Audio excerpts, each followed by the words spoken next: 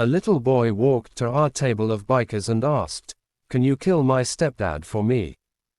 Every conversation stopped. 15 leather-clad veterans sat frozen, staring at this tiny kid in a dinosaur shirt who'd just asked us to commit murder like he was requesting extra ketchup. His mother was in the bathroom, had no idea her son had approached the scariest-looking table in the Denny's, had no idea what he was about to reveal. "Please," he added, his voice small but determined. "I have $7. He pulled out crumpled bills from his pocket, placing them on our table between the coffee cups. His little hands were shaking, but his eyes were dead serious. Big Mike, our club president and a grandfather of 4, knelt down. "What's your name, buddy?" "Tyler," the boy whispered. "Mom's coming back soon. Will you help or not?" "Tyler, why do you want us to hurt your stepdad?" Mike asked gently. The boy pulled down the collar of his shirt. Faint, purple fingerprints marked his throat. "He said if I tell anyone, he'll hurt Mom worse than he hurts me. But you're bikers, you're tough, you can stop him." That's when we noticed everything else. The way he favored his left side, the brace on his wrist, the faded yellow bruise on his jaw someone had tried to cover with makeup. Before anyone could answer, a woman emerged from the bathroom, pretty, but walking with the careful movements of someone hiding pain. She saw Tyler at our table and panic flashed across her face. "Tyler, I'm so sorry, he's bothering you." She rushed over, and we all saw her wince. We also saw the heavy makeup on her wrist, smudged just enough to reveal purple bruises that matched her son's. "No bother at all, Mom," Mike said, standing slowly. "Actually, why don't you both join us? We were just about to order dessert. Our treat." It wasn't a request. She sat down reluctantly, pulling Tyler close. "Tyler," Mike said, "is someone hurting you and your mom?" Her composure cracked. "Please," she whispered, "you don't understand. He'll kill us."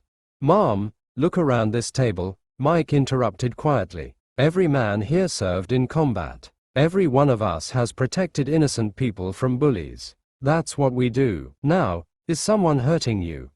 Her silent, weeping nod was all the answer we needed, and that's when a man in a polo shirt shot up from a booth across the restaurant, his face red with rage. "Sarah, what the hell are you doing talking to these freaks? And you, kid, get over here now." He started storming toward our table. Big Mike quickly stood up. He didn't raise his voice. He didn't clench his fists. He simply became a mountain. "Son," he said, his voice a low, dangerous rumble that cut through the diner's chatter. "I suggest you go back to your booth. Your family is enjoying some ice cream with us." "The hell they are," the man, obviously the stepdad, spat. "That's my wife and kid." "No," Mike said, taking a small step forward, the other 14 bikers rising silently behind him. "That is a mother and a child who are under our protection now. You are not going to take them anywhere. You are going to go back to your table, pay your bill, and leave. And you are not going to follow them. Am I clear?" The man looked at the wall of leather and fury that had materialized between him and his victims. He was a bully, and bullies are cowards. He stammered, paled, and retreated. That was the end of the fight, but it was the beginning of the war.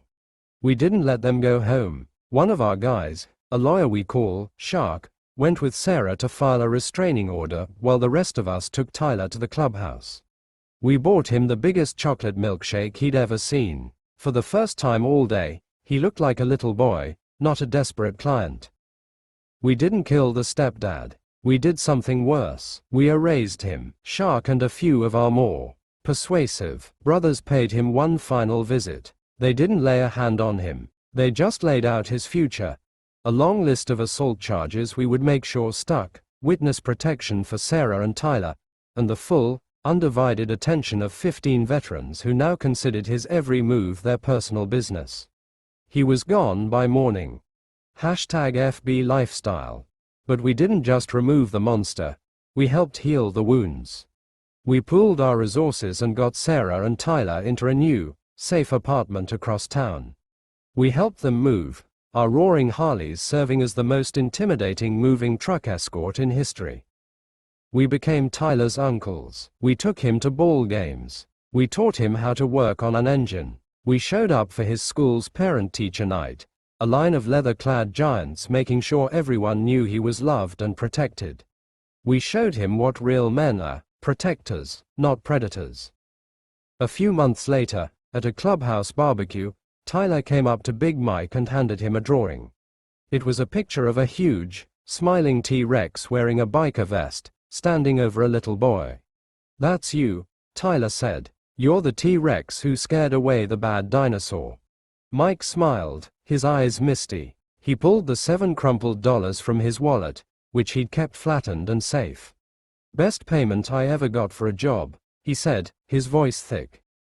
Tyler didn't get the hitman he tried to hire that day. He got something so much better. He got a family.